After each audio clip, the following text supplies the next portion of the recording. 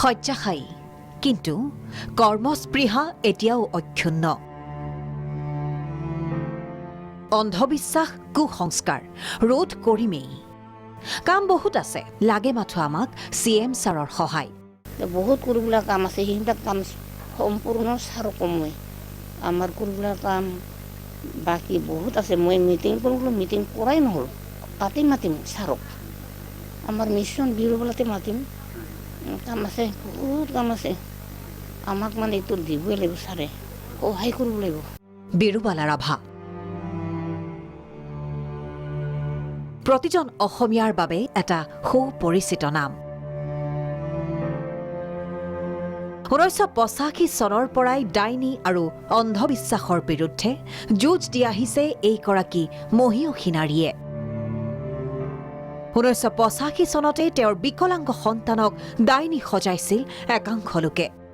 এমাহৰ ভিতৰত মৃত্যুমুখত পৰিব বুলিও কৈছিল কবিৰাজে কিন্তু সেয়া মিছা প্ৰমাণিত হ'ল সমাজত একাংশ কবিৰাজে ডাইনীৰ সন্দেহত বহু লোককেই হত্যা কৰি আহিছে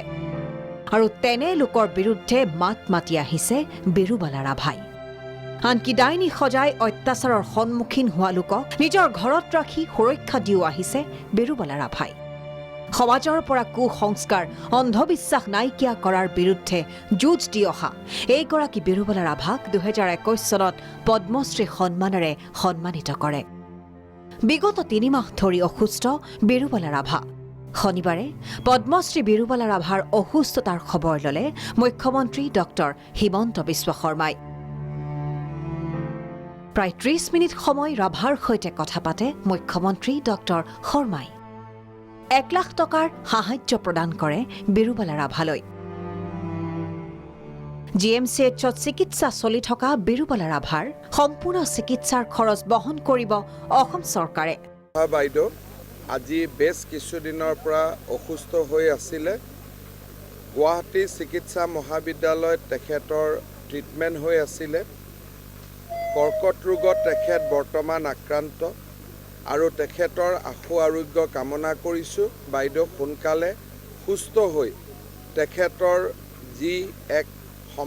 সমাজখনক সংস্কাৰৰ বাবে তেখেতৰ যি মহান যাত্ৰা তাক যাতে তেখেতে চলাই থাকিব পাৰে চিকিৎসাৰ ক্ষেত্ৰত ইতিমধ্যে আমি যিমান পাৰোঁ তেখেতক কেমোথেৰাপি ৰেডিঅ'থেৰাপি যিমানখিনি চিকিৎসা লাগে এক প্ৰকাৰ দিয়া হৈছে কোৰ্চটো কমপ্লিট হৈছে জুলাইত তেওঁ আকৌ যাব চেকআপৰ কাৰণে মই ভাবোঁ যে নিশ্চয় তেওঁ সুস্থ হ'ব আৰু সুস্থ হৈ বাদ পৰি ৰোৱা কামসমূহ কৰি যোৱাৰ হেঁপাহ বিৰুবালা ৰাভাৰ প্ৰথমে গেষ্ট্ৰিক আলচাৰত আক্ৰান্ত হোৱা বিৰুবালা ৰাভা বৰ্তমান কৰ্কট ৰোগতো আক্ৰান্ত জুলীয়া খাদ্য গ্ৰহণ কৰিয়েই জীয়াই আছে এইগৰাকী মহিয়সী নাৰী আৰু তেওঁ সোনকালে সুস্থ হৈ উঠাৰ বাবে সকলোৱে জনাইছে ভগৱানৰ ওচৰত প্ৰাৰ্থনা প্ৰাগ নিউজৰো কামনা সুস্থ হৈ উঠক এইগৰাকী মহিয়সী নাৰী তেওঁৰ সুস্থতাৰ ওপৰতেই যে সমাজৰ সুস্থতাও নিৰ্ভৰশীল গোৱালপাৰাৰ পৰা যোগেন সূত্ৰধৰৰ সহযোগত news desk report Prag news